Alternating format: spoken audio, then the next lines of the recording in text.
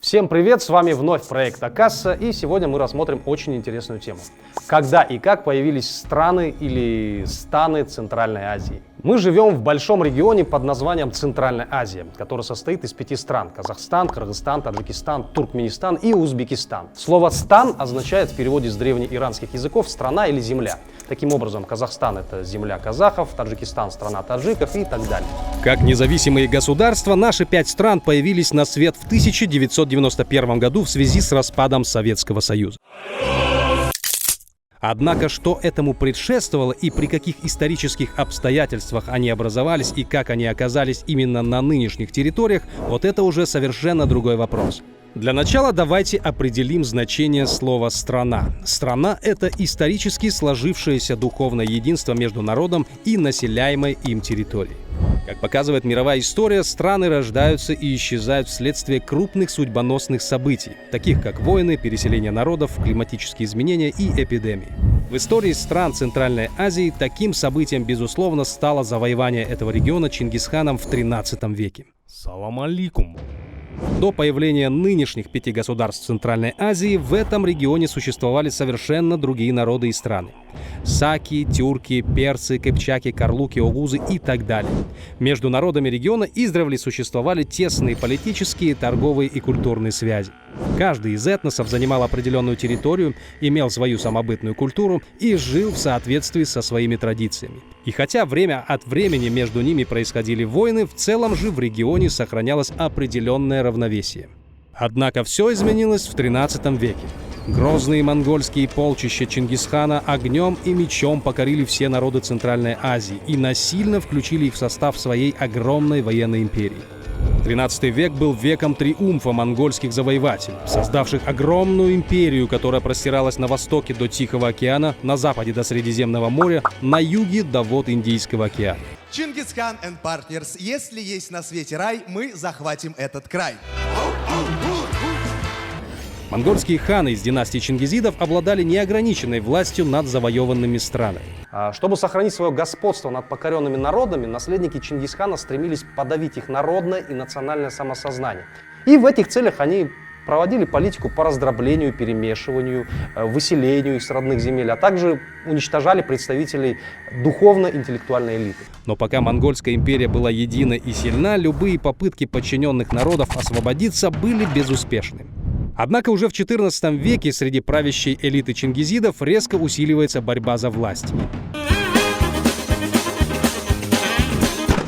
Это приводит к ослаблению власти монгольских правителей, в результате чего во многих частях некогда единой монгольской империи незамедлительно вспыхивают освободительные восстания покоренных народов. В 1353 году происходит восстание в Иране, которое свергло власть монгольской династии хулагидов. В 1368 году в Китае происходит восстание красных повязок, в результате которого власти лишается монгольская династия Юань. В Центральной же Азии процесс освобождения народов от власти монгольских правителей имел свои особенности. После монгольского завоевания здесь произошли большие изменения. Все страны региона подверглись разорению и опустошению. Произошло перемещение и смешение множества местных оседлых и кочевых племен, а территория самого региона была поделена между 2 монгольскими улусами. Старший сын Джучи — это Золотая Орда, и Чагатай. В середине XIV века улус Джучи распадается на Белую и Синюю Орду, а улус Чагатай разделяется на 2 государства — Моголистан и Маверранахр.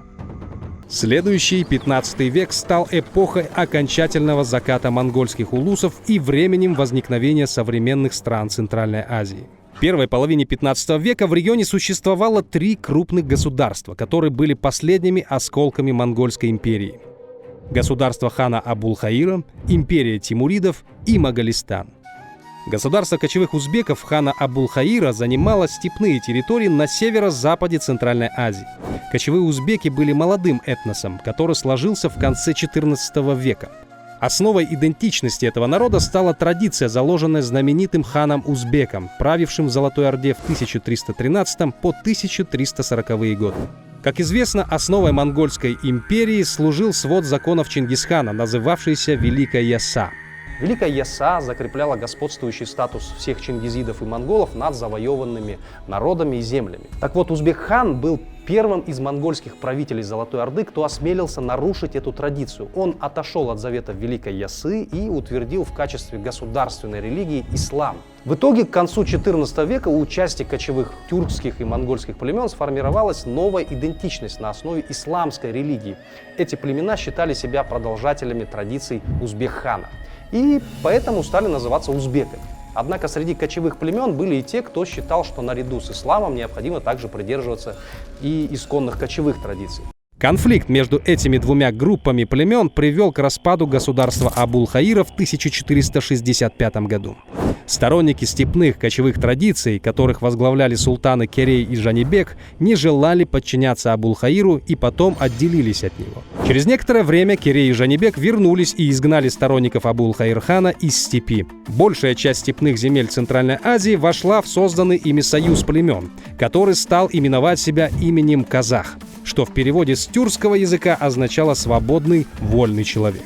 Так на свет появилась страна кочевых степняков – Казахстан. Сын Абул-Хаира, царевич Шейбани, возглавил ту часть кочевых племен, которая следовала исламской традиции хана Узбека. В 1501 году войска Шейбани совершили поход в земли Маверраннахр, междуречье Сырдарьи и Амударьи, и завоевали находившееся здесь государство тимуридов. Земли Маверраннахра были населены множеством оседлых и кочевых народностей, говоривших на иранских и тюркских языках. После завоевания Маверраннахра кочевые узбеки постепенно смешались с местным населением и дали ему свое самоназвание – Узбек.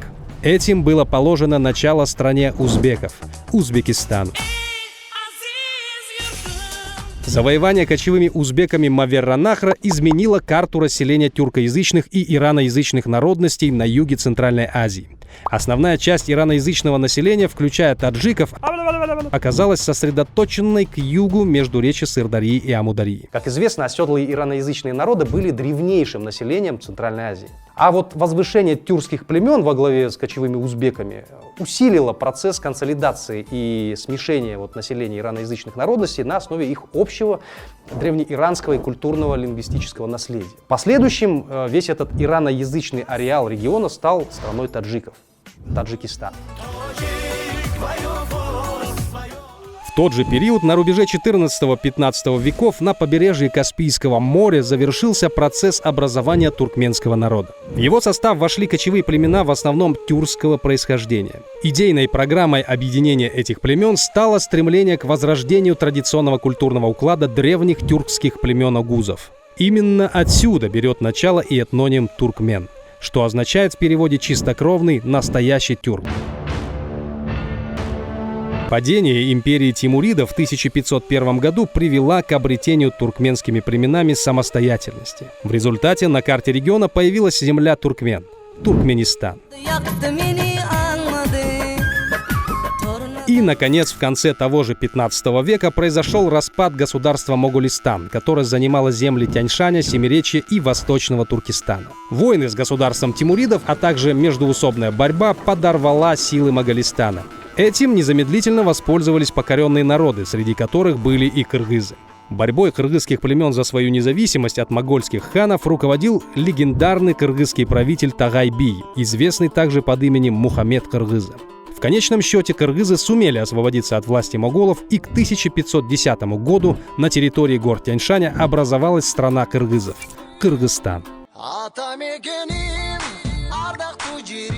Ну и в заключение. Завоевание Центральной Азии монголами в XIII веке стало для народов региона временем подавления их самосознания. XIV век стал временем пробуждения этого самосознания. Вместе с тем имелись и свои особенности. Если у казахов, кыргызов, узбеков восстановление народной самоидентификации происходило в рамках духовной преемственности с пространством места развития, где они проживали, то у таджиков и туркмен оно опиралось на этнокультурные традиции, что также нашло отражение в самом названии народов. Таким образом, как мы видим, все 5 стран Центральной Азии – это Казахстан, Кыргызстан, Узбекистан, Туркменистан и Таджикистан – образовались примерно в один и тот же период. Это вторая половина 15-го, начало 16 веков. Дорогие друзья, мы стараемся для вас и очень надеемся, что вам нравится наша работа. Мы с удовольствием будем продолжать радовать вас и дальше. Обязательно подпишитесь на наш канал, ставьте лайки, нажимайте на колокольчики, оставляйте, конечно же, в комментариях те темы, которые вас интересуют, и мы обязательно постараемся на них ответить. С вами был я, Эльдияр Кенинсаров, и проект Акасса. До встречи!